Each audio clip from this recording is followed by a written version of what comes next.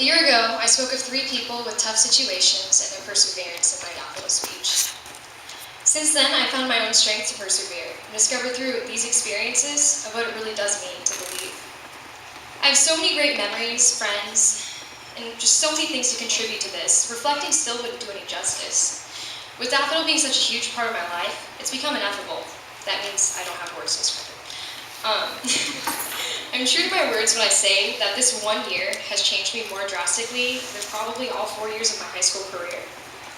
I would like to start off by giving a big thanks to, and it's a long list, sorry, Phyllis Nunley for being more than a coordinator and putting up with my constant questions and badgering in the hall, even when it was early in the morning and she hadn't had her coffee yet. Thank you to Daffodil and Judy Smith for always being there for quick hair disaster rescue and wisdom about fluffy yellow dress washing. Ladies, it's all about the wool light. Thank you, President-elect Brad Stevens, for always being the cheery and protective Daffodad that every princess needs. Yes, that phrase will catch. Thank you to Sandy James for your forever joyful disposition. It's contagious. Thank you to Director of Royalty Karen Basket for all the guidance and what it takes to be a princess, and especially for not killing me when you fell victim to a prank that involved a certain amphibian. Sorry. Thank you to the Orting High School teachers and administration for dealing with my many Daffodil-related absences and also the numerous times I would sit through class in my princess attire. Also, a big thank you to my educator of the year, Mr. Aaron Ruff, for putting up with my many times in band where I had to play drums in a dress like I was tempted to tonight, for supporting me at my Daffodil events, and for showing me to find the greatness in life. You've become a great mentor and a great friend. Thank you to Tristan and Steve James for always having open arms, an open door, and open hearts. Not to mention Steve's Cajun fries and donuts. They're so good. And thank you to the James kids, Matt and Tegan, for always putting sunshine in our days when asking to color, play ball, or check out the various superhero and princess costumes you two have. Thank you to Anitra Sutter for being such a prepared and insightful chaperone. Always there to fulfill chocolate and caffeine cravings, talk about school and life, and take us on the many driving adventures where the GPS decided to guide us to the middle of nowhere. Thank you to Anitra's husband, Bob, as well, for being such a well-dressed chauffeur. Or in Anitra's words, outstanding.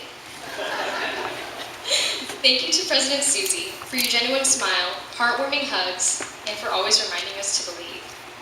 Thank you to each and every one of my fellow 2012 princesses for sharing all the memories, smiles, cries, laughter, and song. We truly have become sisters, and I love each and every one of you. Thank you to my family for dealing with all of the impromptu naps, where's my sash panics before an event, and for supporting Daffodil for years to come. Sorry, I have to take my glove off. These things are really slippery. Thank you to my friends who had to deal with Sleepy Morgan, Busy Morgan, and quote every single children's book known to man, Morgan. Thank you for sticking by me through a crazy year. And lastly, to all of the Daffodil family, whether you're past royalty, Daffodilians, or have brought your children to an event, you're what makes this festival happen, and you helped contribute to such an amazing year. So thank you. The Daffodil Festival Royal Court takes pride in the amount of volunteerism we're involved in, averaging to about 198 volunteer hours per princess during this year, as well as 200 plus events, most of which involve children. There was a particular person I met at the Tacoma Boys and Girls Club. Let's call her Bella.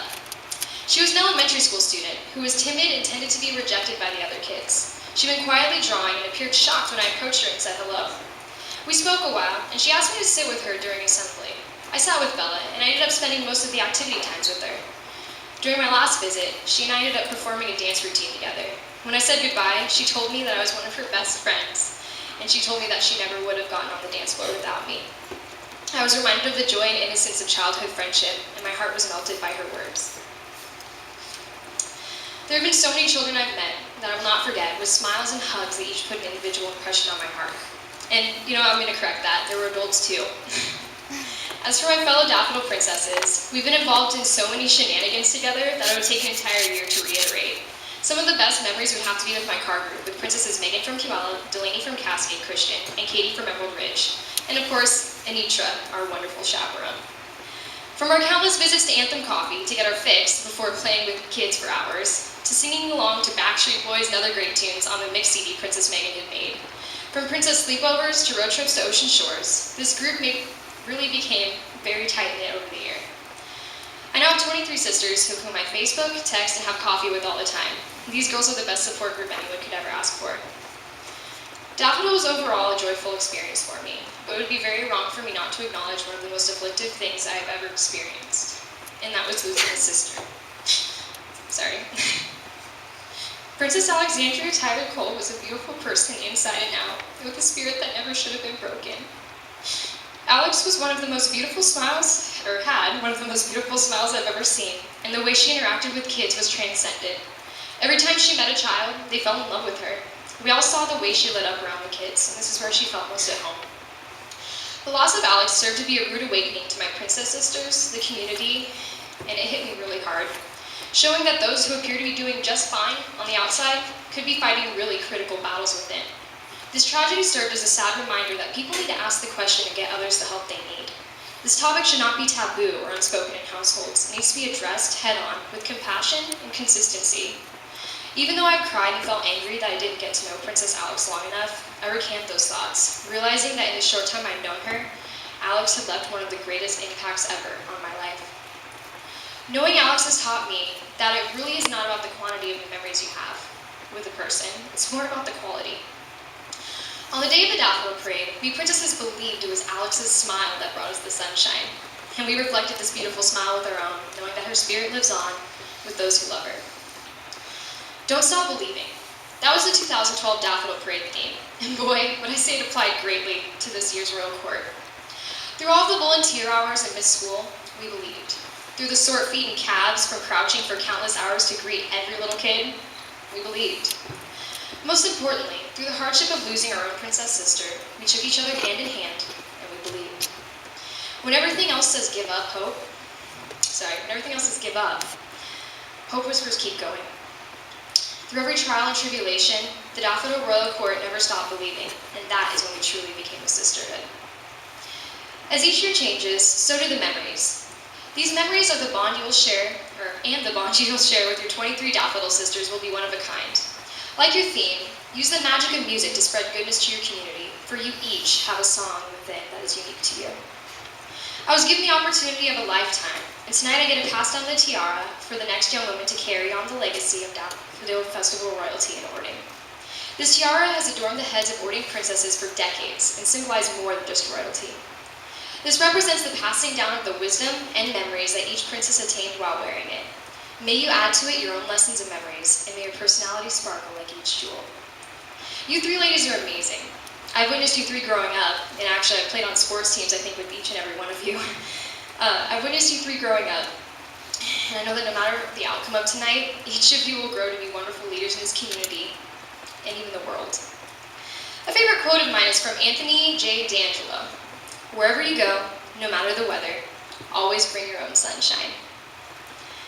Amy, Kayla, Rachel, you each have a personality that helps us light up this world, and I'm very excited to see what each of you accomplish in the coming year and beyond. And congratulations to all three of you, because I know that doing what you've done tonight takes a lot of preparation, poise, and guts. Gotta admit, you have guts. Know that I am so proud of all three of you beautiful women. I challenge all three of you to take my advice. For tiara or not, you can live to be ambassadors, leaders, and examples of this community. Which I would say, that's basically being a princess in and of itself. My advice to you is to be alive. Take chances, blossom into the leader you want to be. Being a part of the Daffodil Royal Court will give you the tools to empower yourself and those around you. You just have to be ready to take advantage of each opportunity you are given by this experience and the advice you will receive from each person you meet. Be flexible. Don't be afraid to drop everything to take up these opportunities. I have to admit, these are once in a lifetime. When I was standing on this very stage nearly a year ago, I didn't know if I was going to win. I didn't know what I was in for. I just knew no matter what happened, I was ready to drop everything and be whatever life needed me to be. To the next princess I crown, let me tell you this once. Savor every moment, for this year really does fly on by. You now have the opportunity to spread smiles to hundreds of thousands of people. From infant to senior, you will spread joy to the world. Congratulations, and welcome to the Daffodil family.